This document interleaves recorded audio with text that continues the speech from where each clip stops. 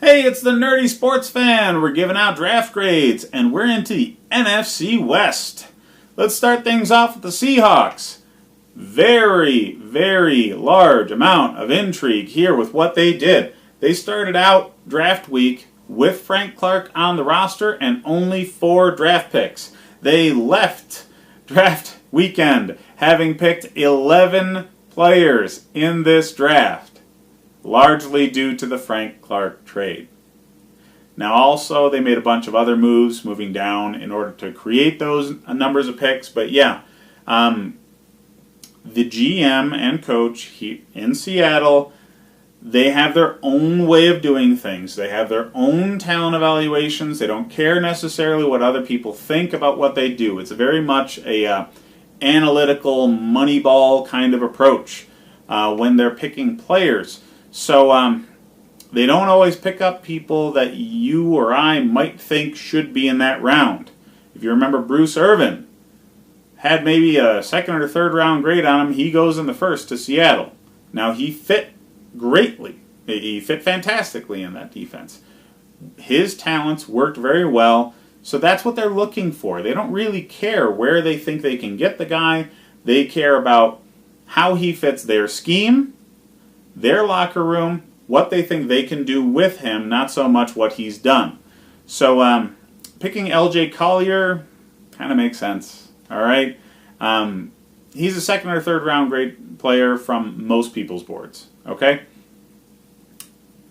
he fits the mold of a Michael Bennett, Frank Clark kind of guy. Okay, he's always putting effort forth. Always, the guy's motor never stops.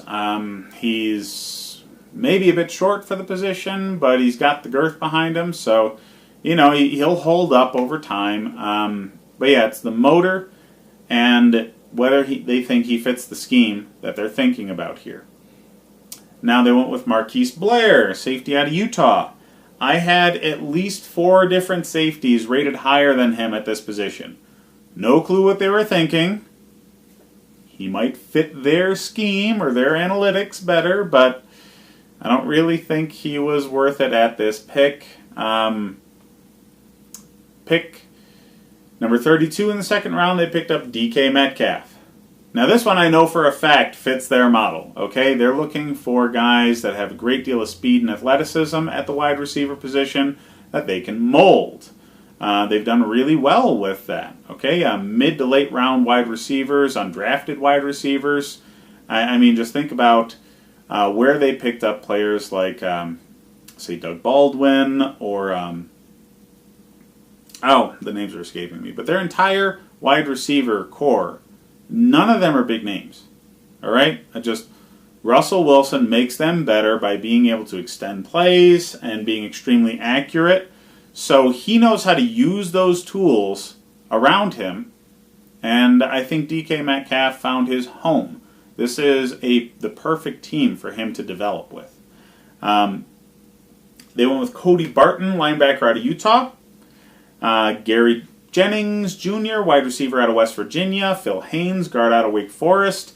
There's a lot of names here, okay? They went with the New England kind of situation. Trade down, build up picks in the top 100 to 150. Get as many bodies in that range as you can, because that's the range where people tend to develop well into good pros. There were a lot of holes on this roster, okay? They made 10-6 because Russell Wilson willed it, okay? They had a very good running game that surprised many because of who was leading it, and Carson. But yeah, they needed bodies on this team. That's why you have all the trades in order to create 11 draft picks. So I like their strategy. I like how they developed the number of picks that they had. I do. I don't agree with the valuation on any of the players that they had outside of Metcalf. Now, I didn't think Metcalf was the best wide receiver in the draft. I did not. But getting him late in the second round, yeah, a lot of value there. So great pick up there, but the rest of the draft, they better be great scheme fits, huge character guys, because I just don't see why any of them were drafted where they were. Oh, C-, by the way.